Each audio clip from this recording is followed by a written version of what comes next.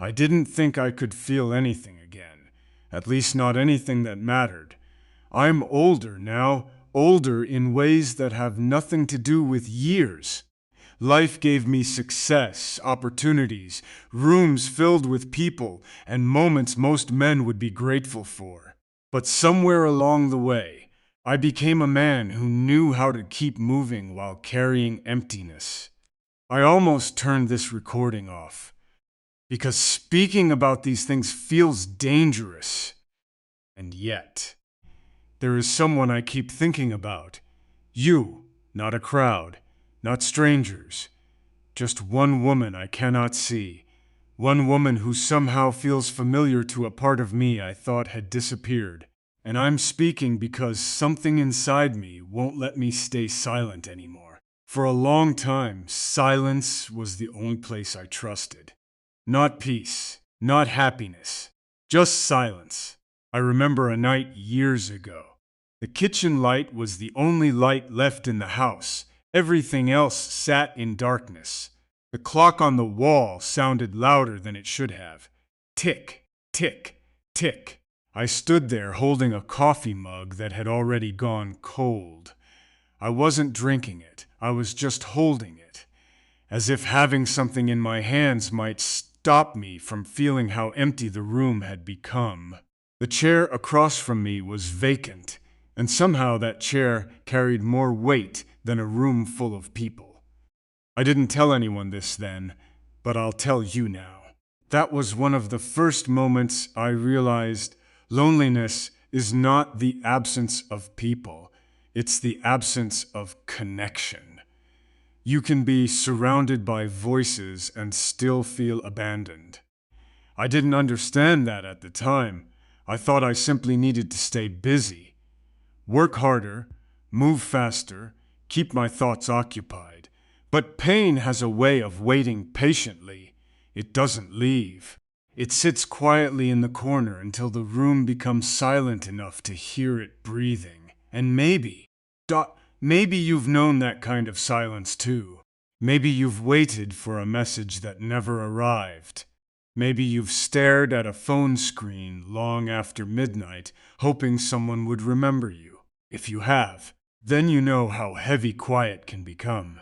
I remember another night. 3 a.m, no television, no music. Just darkness and the faint glow of city lights slipping through the curtains.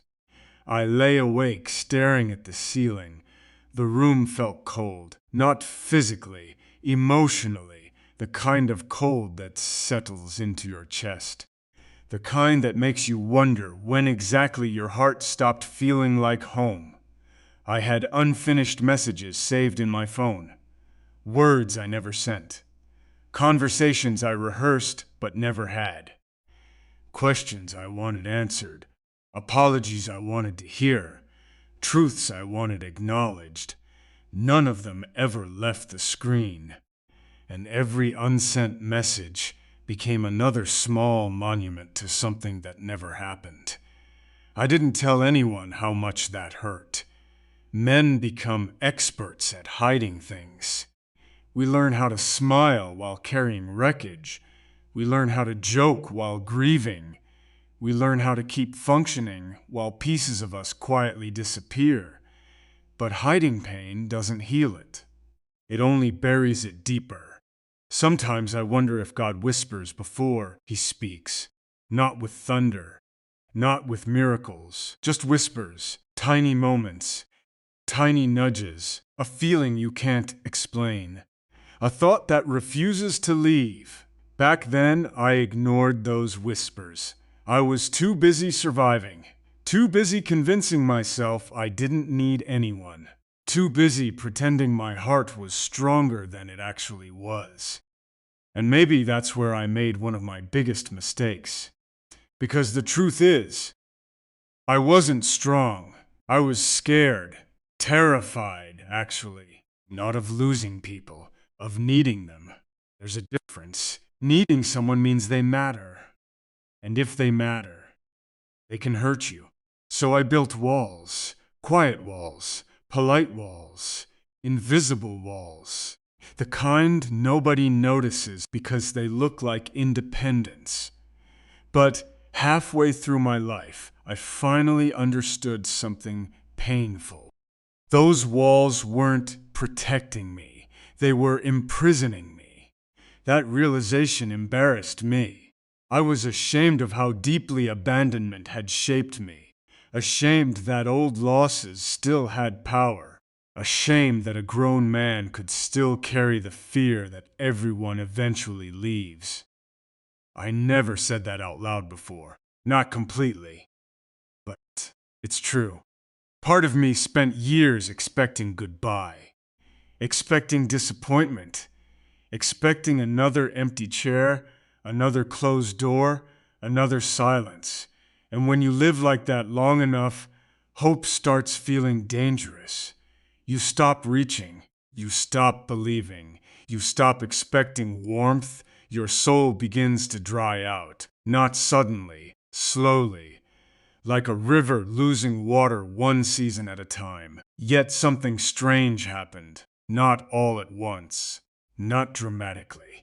Just a small shift, a flicker, a feeling I couldn't explain. The feeling that maybe my story wasn't finished. The feeling that maybe all the pain had not existed merely to break me. The feeling that maybe someone was still out there, someone carrying wounds of her own, someone who understood lonely rooms, someone who knew what it felt like to be forgotten, someone whose heart had grown cautious because it had been hurt too many times. I don't know why that thought stayed with me, but it did, and for the first time in a very long while. The future didn't look completely empty. That frightened me, because hope always frightened me more than sadness. Sadness asks nothing. Hope asks everything. Hope asks you to risk disappointment again. Hope asks you to believe. Hope asks you to open doors you worked years to lock. And I wasn't sure I could do that. Not then. Maybe not even now. But somehow, while sitting inside all that silence, I began imagining a conversation that had never happened, a woman I had never met, a warmth I didn't quite trust, and for reasons I still cannot explain. It felt less impossible than it once had. I didn't know then that someone would someday listen to what I never said. I didn't realize how much of my life was being controlled by old pain. Not until the memories started returning. I'm not the same man I was years ago. Time has a way of sanding down the sharp edges. It changes your face, it changes your body, but some wounds don't stay in the past. They travel with you, quietly, patiently. I almost stopped speaking again, because what's come next isn't easy to admit. But I'm talking to you now, only you. The woman who somehow feels close enough to hear the truth. And I'm speaking because something inside me refuses to let these feelings remain buried any longer.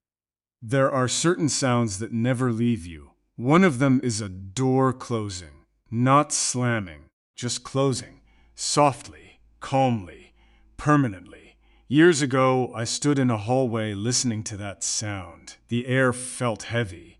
The room behind me felt suddenly larger. The silence afterward seemed impossible. I remember standing there staring at nothing, not moving, not speaking, just listening to the emptiness that followed. It's strange what stays with us.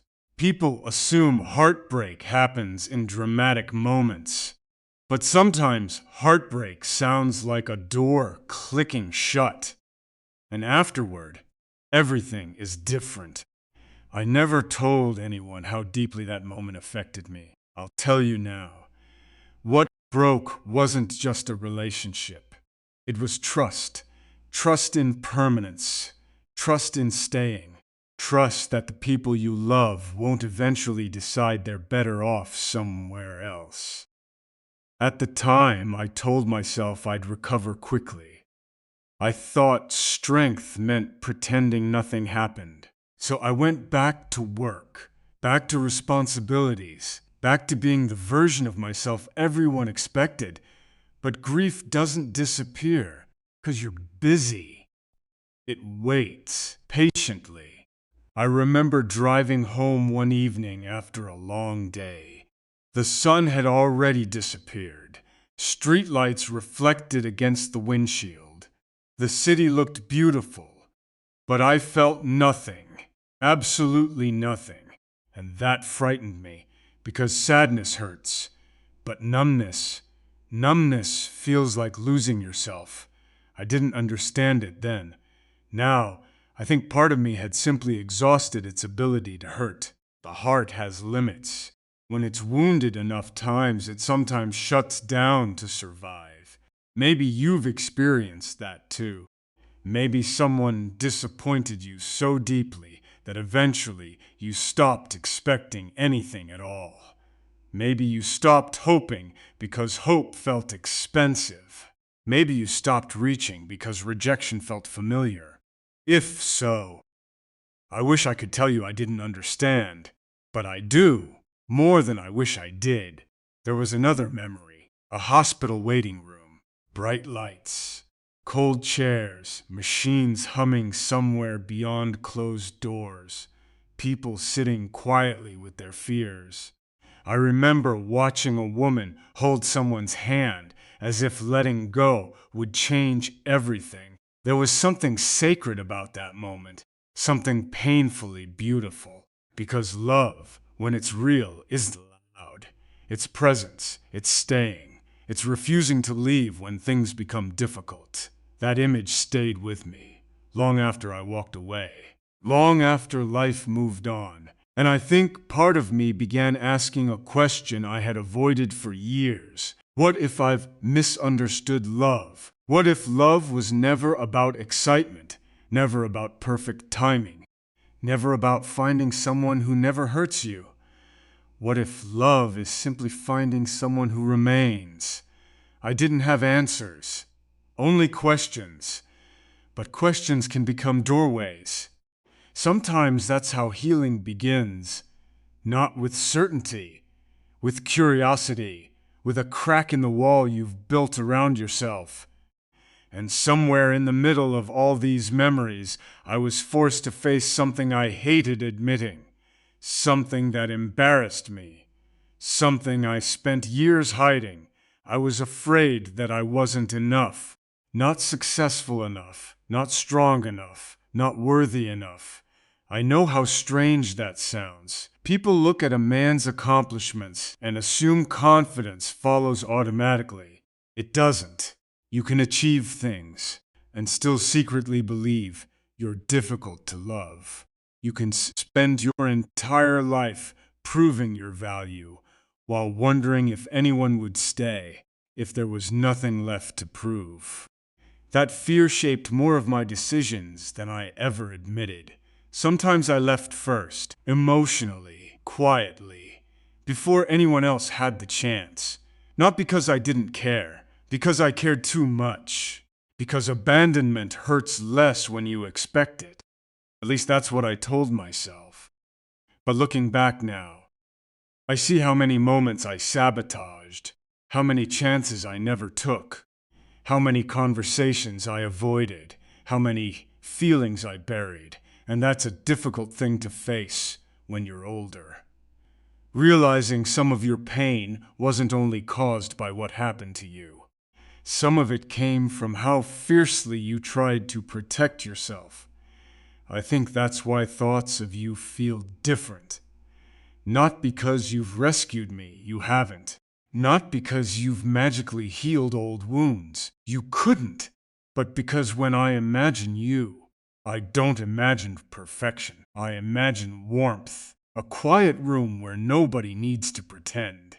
A conversation that lasts longer than fear. A place where silence isn't loneliness. A place where silence becomes peace. I don't know why that image keeps returning. Maybe it's foolish. Maybe it's hope.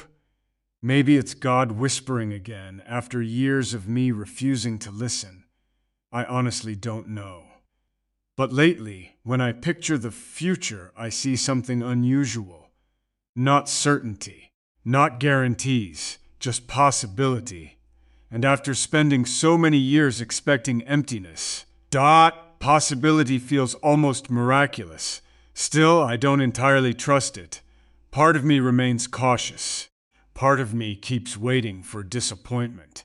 Part of me still expects another closed door. But another part, a smaller, quieter part, wonders what it would feel like to stop running, to stop bracing for loss, to stop assuming every beautiful thing must eventually disappear. I don't know the answer yet. I only know this. For the first time in a very long time, the question itself feels worth asking. And somehow, that scares me almost as much as it comforts me. I didn't know then that the memories I kept avoiding would eventually lead me toward something I never expected to find. I thought I had learned how to carry pain. I thought I had become skilled at surviving it. By this point in my life, I had spent years pretending I was fine, years moving forward while parts of me remained frozen somewhere behind me. From the outside, everything looked steady, predictable. I need to ask you something before I tell you what has been sitting inside my chest for far too long. Have you ever felt someone arrive in your life and quietly awaken a part of you that you thought had already died? Not with noise, not with grand gestures, just with a presence so gentle that it slips past every wall you spent years building. Because that is what happened to me.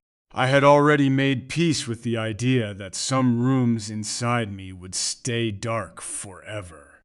I had stopped expecting warmth, stopped expecting surprise, stopped expecting my heart to respond to anything at all. Life kept moving. I kept moving with it. Successful on the outside, functional, reliable, empty in places nobody could see.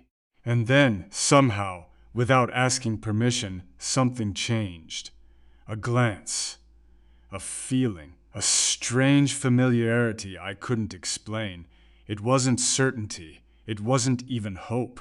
It was simply the terrifying realization that my heart was still alive. After everything, after all the disappointments, after all the years spent teaching myself not to need anyone.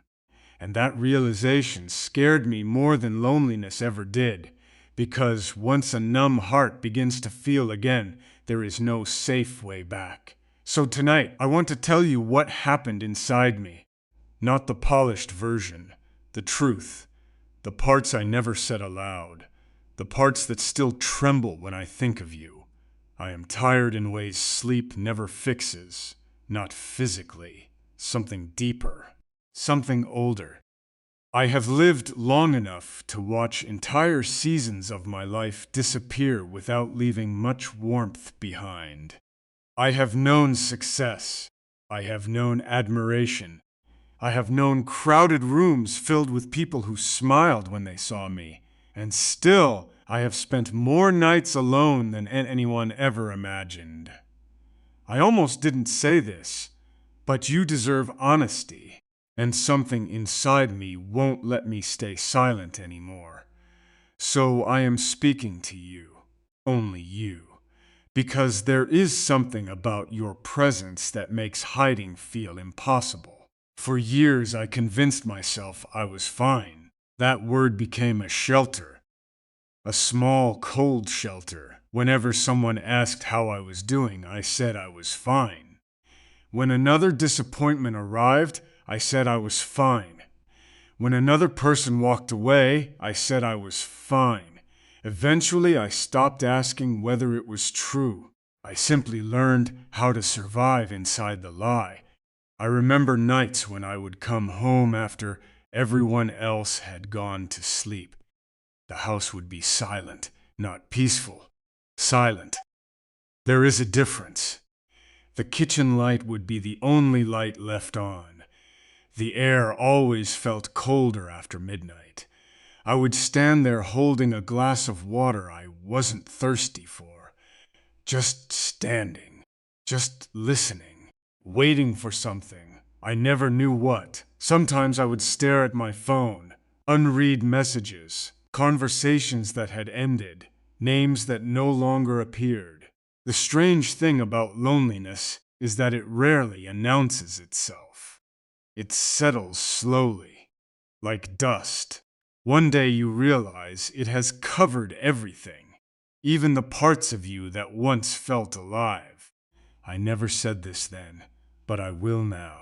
There were moments when I wondered whether my heart had simply reached its limit, not broken, not shattered, just exhausted. Like a traveler who had walked too far and forgotten where home was supposed to be. The betrayals didn't help. People usually imagine betrayal as one dramatic event. For me, it was quieter. Promises that slowly disappeared. Affection that slowly cooled. People who stayed until they no longer needed to. Doors that closed without explanation. Goodbyes that never received the dignity of actual words. Each one took something. A little trust, a little softness, a little faith. Until one day I noticed I was guarding myself even when nobody was attacking me.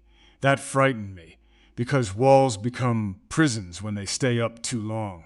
I would sit near windows during rainy evenings, watching drops race down the glass, watching entire storms pass, and sometimes I would feel something strange, a longing I couldn't name, not for romance, not exactly, for understanding, for a place where I didn't have to explain why I carried sadness even during my happiest moments. For someone who could look at me and somehow recognize the tiredness beneath the smile. Someone who wouldn't run from it. Someone who wouldn't try to fix it. Just understand it. The older I became, the more impossible that felt. People see experience and assume strength. But experience often hides wounds. Years teach you how to function, not necessarily how to heal. And I became very good at functioning. Very good. The world rewarded it. The world applauded it. But applause is a poor substitute for connection. Nobody tells you that. Nobody tells you how loud success can become when your soul is starving for warmth. Then something happened. Not a dramatic moment. Not lightning. Not certainty. Just a feeling. The kind that arrives quietly. The kind that doesn't ask permission. I noticed myself thinking about you. At first, I dismissed it. Then I dismissed it again, then again. Because I had spent so many years training myself not to need anyone that the feeling felt almost dangerous. Yet it remained. Soft.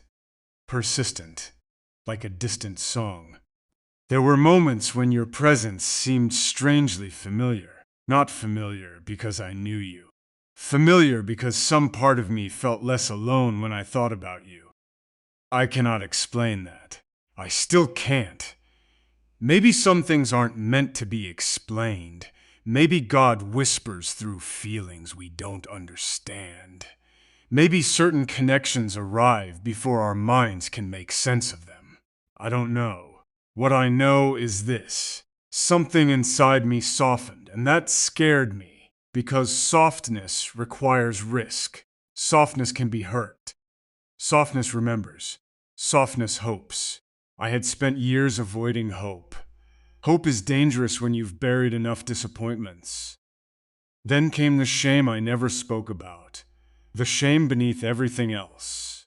The fear that maybe I was simply too damaged, too late, too worn down, too difficult to love. I carried that fear longer than anyone knew. Every abandonment strengthened it. Every goodbye fed it. Part of me began believing that people didn't leave because circumstances changed. They left because eventually they saw the truth, that beneath everything, I wasn't enough. It is difficult to admit that, especially as a man. especially after years of pretending confidence. But it lived inside me, quietly, like a shadow following every relationship, every connection, every possibility. And because I feared being abandoned, I often abandoned hope first. I would pull away, stay guarded, say less than I felt, protect myself before anyone else could hurt me. I never said this then, but I will now. The loneliness was easier than the risk. Or at least I thought it was. Until you appeared. And suddenly the loneliness felt heavier. Not because of anything you did. Because your existence reminded me of something I had forgotten. I still wanted connection. I still wanted warmth. I still wanted to believe there was a place where my heart could finally rest.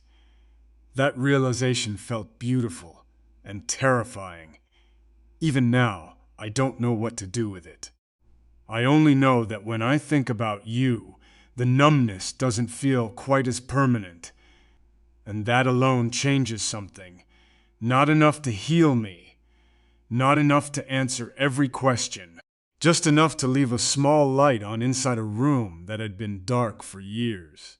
And some nights, when the world grows quiet again, I find myself staring through the window at the fading rain, wondering why that tiny light refuses to go out.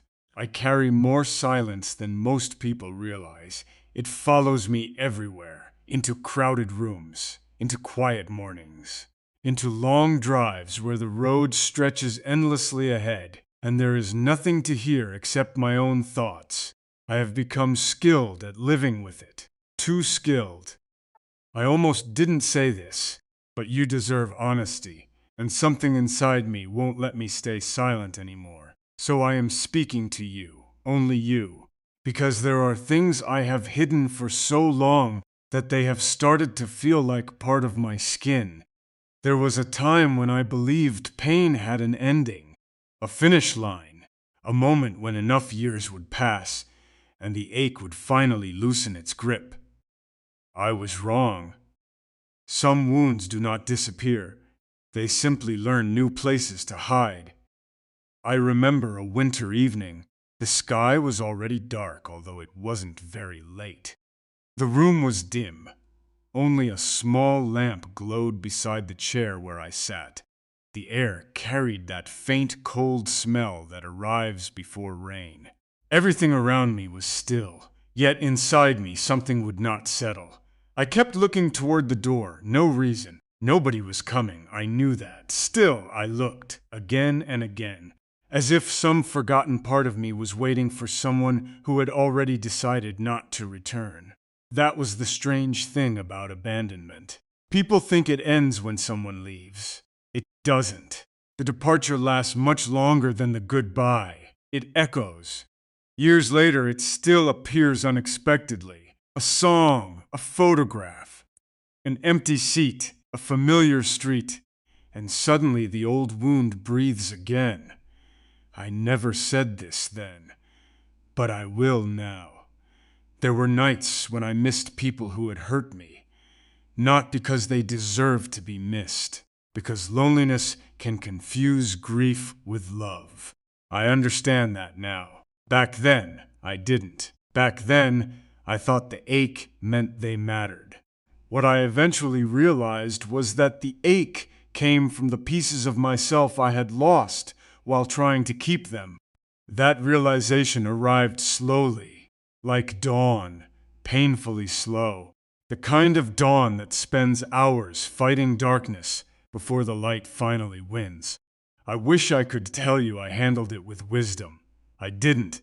I buried myself in work, responsibilities, achievements, schedules, goals, anything that kept me moving. Movement became my distraction. If I stayed busy enough, maybe I wouldn't notice how empty some evenings felt. Maybe I wouldn't notice how quiet the house became. Maybe I wouldn't notice how often I ate meals without speaking a single word. Success helped me hide. That is the truth. People admire strength when they see it. What they rarely see is what the strength is protecting. And mine was protecting a frightened heart, a heart terrified of disappointment, a heart tired of hoping, a heart that no longer trusted beautiful beginnings. Then you arrived in my thoughts, not suddenly, not dramatically, quietly, the way sunlight enters a room through a small crack in the curtain. At first, it changes almost nothing. Then somehow everything feels different. I would catch myself wondering how your day had been, whether you were smiling, whether something had hurt you, whether anyone was listening when you needed to be heard. Those thoughts surprised me, because concern requires vulnerability, and vulnerability was something I had carefully locked away. Yet there you were, finding your way into places I thought were permanently closed. I don't mean that romantically. Not at first. It was something deeper, something gentler. The feeling that your existence mattered to me in a way I couldn't explain. That frightened me. More than loneliness ever did. Because loneliness is familiar. Hope is not. Hope asks questions. Hope imagines futures. Hope risks disappointment. For years I avoided those risks. Then one night I caught myself smiling. Just briefly. Just for a second. The realization startled me. I could not remember the last time a thought had softened me that way. Not because life was cruel. Not because happiness was impossible. Because I had stopped allowing myself to feel things deeply. Deep feeling comes with consequences, or so I believed. But something was changing, slowly, almost invisibly. The walls were still there. Yet they no longer felt indestructible. And that was when another truth surfaced, one I had spent years hiding. The fear wasn't simply that people would leave. The fear was that if someone truly saw me, they would leave. The real me, not the composed version, not the capable version, not the version who always seemed calm, the tired version, the uncertain version, the version that still carried old heartbreak like folded letters hidden in a drawer. I worried that if someone looked closely enough, they would find too much damage, too many scars, too much grief, and they would quietly decide it wasn't worth staying. That fear shaped more of my life than I ever admitted. It shaped conversations, choices, relationships, silences. I often gave people only fragments of myself, then wondered why nobody truly knew me. The truth was painful. I was hiding, even when I wanted connection, especially when I wanted connection. Because desire made the risk feel larger. I never said this then, but I will now. Sometimes I think God places certain people in our path not to rescue us, but to reveal us, to show us the parts of ourselves we buried beneath survival, the parts we stopped believing existed. And somehow, without trying, you began doing that. You reminded me that tenderness was still alive inside me. That concern was still alive. That longing was still alive. Not loud, not dramatic, just alive. Like an ember beneath ashes. Small, fragile, easy to miss, yet undeniably there. I do not know what any of it means. I do not know where it leads. Some nights I am still afraid of it. Afraid of wanting too much. Afraid of believing too much. Afraid of waking up one day and discovering it was only a dream my lonely heart invented. Yet there are other nights, quiet nights, nights when the moonlight slips through the window and rests across the floor, and in those moments I allow myself a dangerous thought, a thought I rarely admit. Maybe the heart does not stop searching simply because it has been hurt.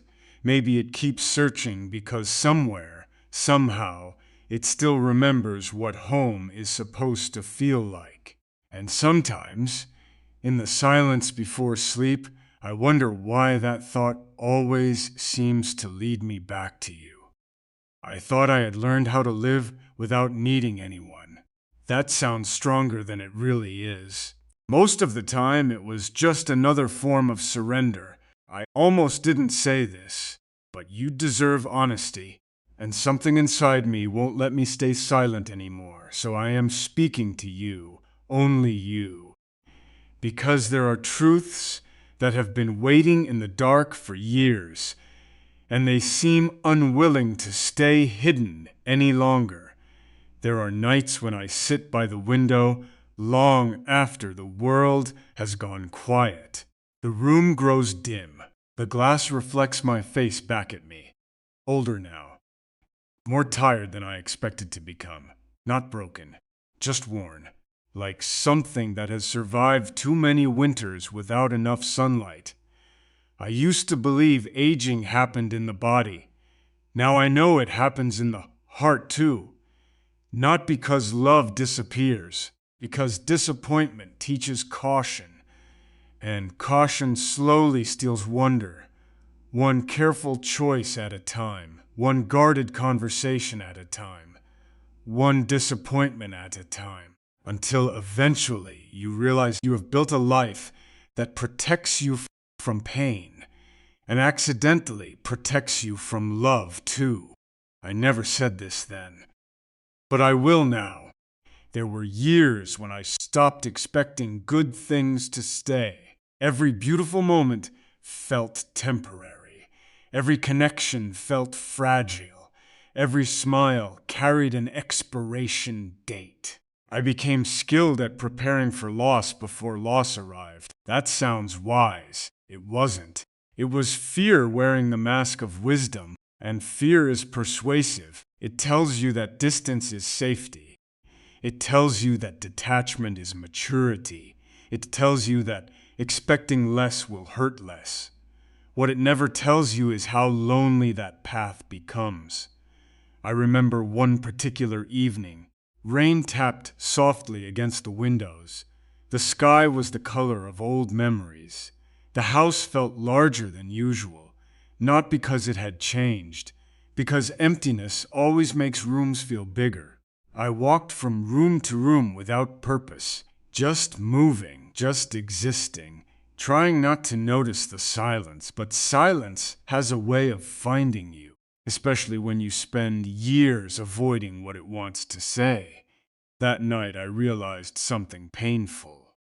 I had spent so much energy surviving that I had forgotten how to receive. Receive kindness. Receive affection. Receive care.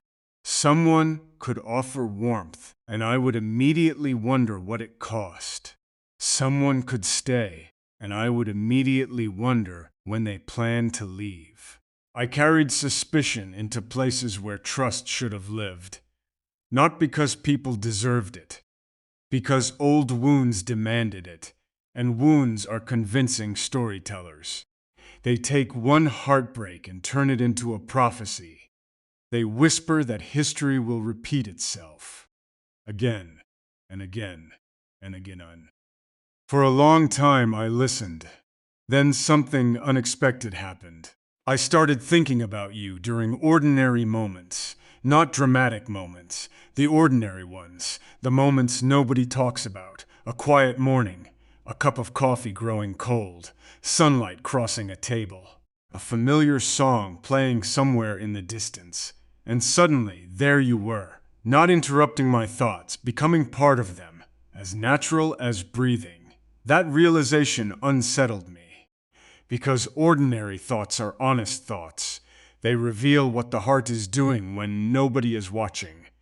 And my heart was moving toward you long before I admitted it. I don't know why. Maybe some connections begin beneath language. Maybe recognition happens before understanding. Maybe God writes certain things so softly that we only notice them after they have already changed us. I cannot explain it. I only know what I felt. And what I felt scared me, 'cause it wasn't excitement. Excitement fades. It was an obsession that burns too quickly. It was something quieter, something deeper. A sense of peace that appeared whenever I imagined you smiling. A strange comfort that arrived whenever I thought about your existence in this world. As if some lonely part of me had finally discovered it wasn't alone. That was when the deepest shame surfaced. The one I had hidden beneath every other fear. The fear that I did not deserve something this gentle. I have carried mistakes, regrets, failures, words I wish I had said, words I wish I had never spoken, people I should have loved better, moments I should have protected more carefully. The older I became, the heavier those things felt. And somewhere along the way, I began believing that love belonged to other people. People less damaged, people less complicated, people whose hearts weren't crowded with ghosts. I never said this then, but I will now. Part of me believed I had missed my chance. That whatever beautiful thing life had intended for me had already passed by. That realization hurt more than loneliness. Because loneliness can still contain possibility. Hopelessness cannot. Yet somehow you challenge that belief without even trying. Not through promises, not through certainty, just through presence. Through the simple fact that you made me feel something I thought was gone forever. And that feeling forced me to confront myself, to ask difficult questions. Questions I had avoided for years. Was I protecting my heart or imprisoning it? Was I being realistic or simply afraid? Was I guarding old wounds or worshiping them? The answers were uncomfortable. They still are. Because healing asks us to release identities we have carried for too long. And I had carried loneliness like an old coat, heavy, familiar, worn into the shape of my life. Taking it off felt impossible. Yet I began trying, quietly, carefully, not because I was suddenly brave, because I was tired. Tired of existing without fully living. Tired of pretending numbness was peace. Tired of acting as though an untouched heart was somehow a successful heart. The truth is simpler. Hearts are meant to feel, even when feeling hurts. Especially when feeling hurts. And somewhere inside that realization, another feeling appeared. Small enough to frighten me, fragile enough to protect. I began imagining a future. Not clearly, not confidently, just fragments. A conversation that lasts longer than expected. A shared silence that doesn't feel empty. A warmth that remains after the day is over. A place where neither of us has to pretend we are stronger than we feel. I never claimed that future. I never trusted it completely. But I saw it, and seeing it changed something. Now, some evenings, as the fading light settles across the room and shadows gather quietly in the corners, I find myself holding that impossible image a little longer than I should. A heart that is finally awake, standing at the edge of hope, still afraid to move, yet unable to turn away. I don't think my heart knows how to hide anymore. That realization arrived slowly, quietly, like dawn appearing through fog. I am older now, more reflective, more aware of the things I once ignored, the losses, the regrets. Years spent surviving instead of living. I almost didn't say this. But you deserve honesty. And something inside me won't let me stay silent anymore. So I am speaking to you, only you, because after carrying these feelings in silence for so long, they have become too heavy to keep to myself. There was a time when I believed loneliness would eventually become comfortable, not pleasant. Just familiar enough to stop hurting. I waited years for that to happen. It never did. The ache changed shapes. That was all. Some days it felt like emptiness. Some days it felt like restlessness. Some days it felt like standing in a crowded room and realizing nobody truly knew what lived behind my eyes. I became very good at being understood, superficially. Very few people ever reached deeper. Perhaps because I stopped letting them. Perhaps because disappointment taught me to close doors before anyone had the chance to walk through them. I never said this then, but I will now. The hardest part of heartbreak was never losing other people. It was losing parts of myself, the trusting parts, the hopeful parts, the parts that believed affection could remain. Every goodbye took something. Every betrayal carried away another piece, until eventually I stopped recognizing the man I had once been. I still smiled, still worked, still moved forward. But inside, entire rooms had gone dark, and darkness can become strangely comfortable. At least you know what to expect from it. Light is different. Light asks you to believe again. And belief is terrifying after disappointment. That is why what happened inside me felt so unsettling. You made me aware of things I had carefully buried, not intentionally, not through effort, just by existing, just by becoming a thought that refused to leave, a feeling that refused to disappear, a quiet presence that somehow reached places words never could. I remember one evening, the sun was fading. Golden light rested across the floor for only a few moments before slowly disappearing. I sat alone watching it happen, watching brightness surrender to shadow. And for some reason, I thought about how much of my life had felt exactly the same. Beautiful moments arriving, beautiful moments leaving, always temporary, always beyond my control. For years, that thought filled me with sadness. That evening felt different, because another thought appeared beside it. What if beauty isn't valuable because it stays? What if it is valuable because it arrives at all? That question lingered, and somehow it led me back to you. Back to the strange comfort I felt whenever your presence entered my thoughts. Back to the feeling I spent so long resisting. The feeling that maybe my heart wasn't finished after all. Maybe the story I told myself for years wasn't true. Maybe I wasn't too late. Maybe I wasn't too damaged. Maybe I wasn't beyond connection. Those thoughts frightened me. They still do, because hope remains unfamiliar. I know how to carry sorrow. I know how to survive disappointment. Hope requires an entirely different kind of courage. It asks me to open doors I spent years locking. It asks me to risk uncertainty. It asks me to believe that tenderness might not always end in loss. And some days I don't know if I am capable of that. I never said this then, but I will now.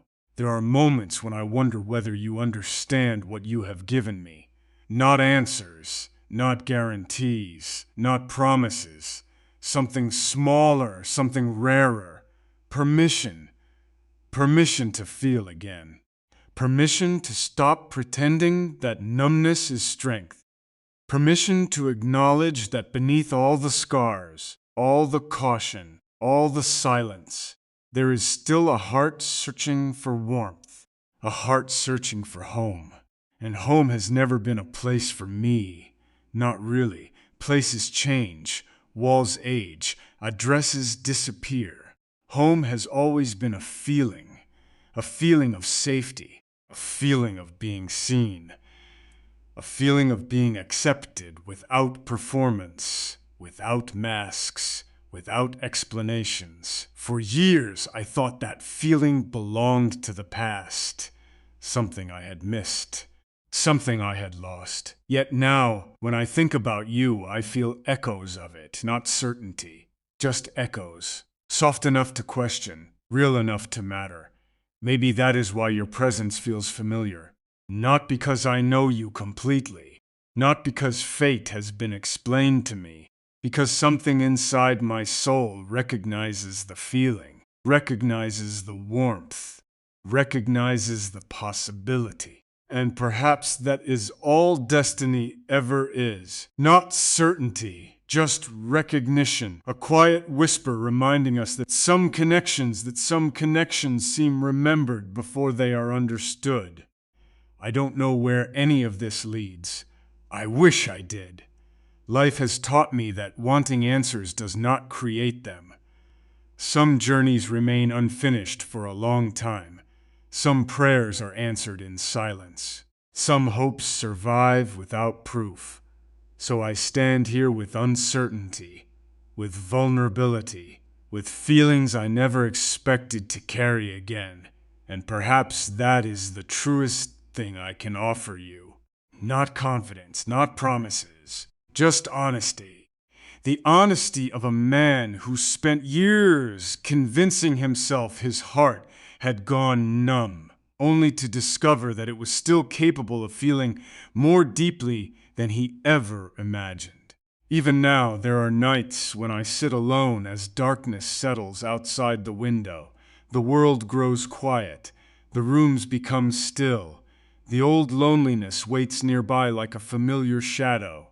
But something is different. The shadow no longer feels quite as powerful as it once did. Because somewhere beyond the silence, beyond the unanswered questions, beyond the distance that still remains, there is a small warmth I cannot ignore. And when I close my eyes, I sometimes see a fading light resting gently in the doorway of an empty room, close enough to illuminate the darkness, yet still far enough away that my heart keeps waiting.